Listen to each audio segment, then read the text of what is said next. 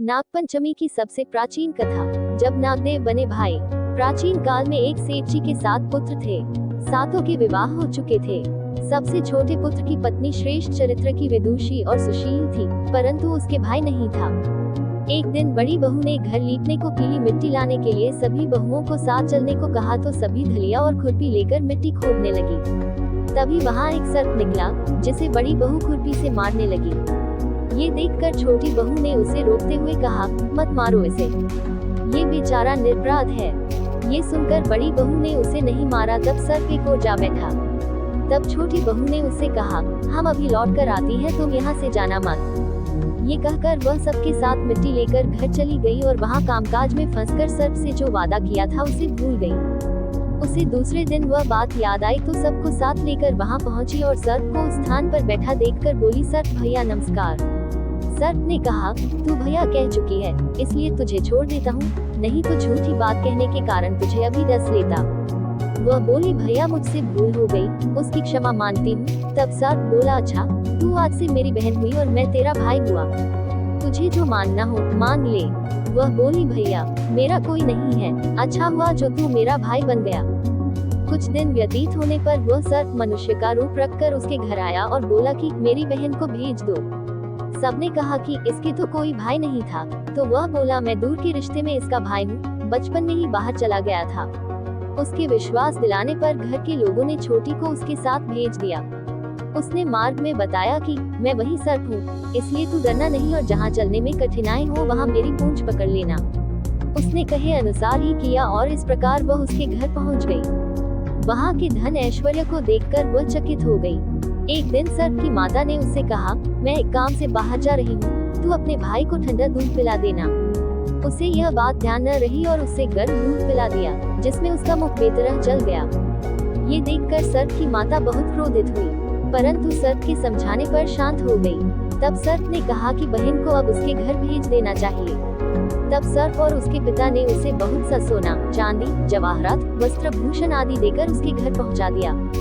इतना ढेर सारा धन देखकर बड़ी बहू ने ईर्ष्या से कहा, भाई तो बड़ा धनवान है, तुझे तो उसे और भी धन लाना चाहिए। सर्प ने यह वचन सुना तो सब वस्तुएं सोने की लाकर दे दी। ये देखकर बड़ी बहू ने कहा, इन्हें झाड़ने की झाड़ू भी सोने की होनी चाहिए। तब सर्प ने झाड़ू भी सोने की लाकर रख दी। सर्प ने छोटी बहू को हीरा मणियों का एक अद्भुत हार दिया था। उसकी प्रशंसा उस देश की रानी ने भी सुनी और वह राजा से बोली कि सेठ की छोटी बहू का हार यहाँ आना चाहिए। राजा ने मंत्री को हुक्म दिया कि उससे वह हार लेकर शीघ्र उपस्थित हो। मंत्री ने सेठ जी से जाकर कहा कि महारानी जी छोटी बहू का हार पहनेंगी, वह उससे लेकर मुझे दे दो। सेठ जी ने डर के कारण छोटी बहू से हार मंगाकर दे दिया। छोटी बहू को ये बात बहुत बुरी लगी। उसने अपने सर्प भाई को याद किया और आने पर प्रार्थना की, भैया रानी ने हार छीन लिया है, तुम कुछ ऐसा करो कि जब वह हार उसके गले में रहे तब तक के लिए सर्प बन जाए और जब वह मुझे लौटा दे तब हीरो और मणियों का हो जाए। सर्प ने ठीक वैसा ही किया। जैसे ही रानी ने हार पहना वैसे ही वह सर्प बन गया। ये देखकर रानी चीख पड़ी और रोने लगी। ये देखकर राजा ने सेठ के पास खबर भेजी कि छोटी बहू को तुरंत भेजो। सेठ जी डर गए कि राजा न जाने क्या करेगा। वे स्वयं छोटी बहू को साथ लेकर उपस्थित हुए। राजा ने छोटी बहू से पूछा, तूने क्या जादू किया है, मैं तुझे दंड दूंगा। छोटी बहू बोली, राजन धृष्टता क्षमा कीजिए, यह हार ही ऐसा है कि मेरे गले में हीरो और मणियों का रहता है और दूसरे के गले में सर्प बन जाता है। ये सुनकर राजा ने वह सर्प बना हार उसे देकर कहा, अभी पहनकर दिखाओ। छोटी बहू ने जैसे ही उसे पहना वैसे ही हीरो मणियों का हो गया। ये देखकर राजा को उसकी बात का विश्वास हो गया और उसने प्रसन्न होकर उसे बहुत सी मुद्राएं भी पुरस्कार में दी। छोटी वह अपने हार और इन सहित घर लौट आई। उसके धन को देखकर बड़ी बहू ने ईर्ष्या के कारण उसके पति को सिखाया कि छोटी बहू के पास कहीं से धन आया है।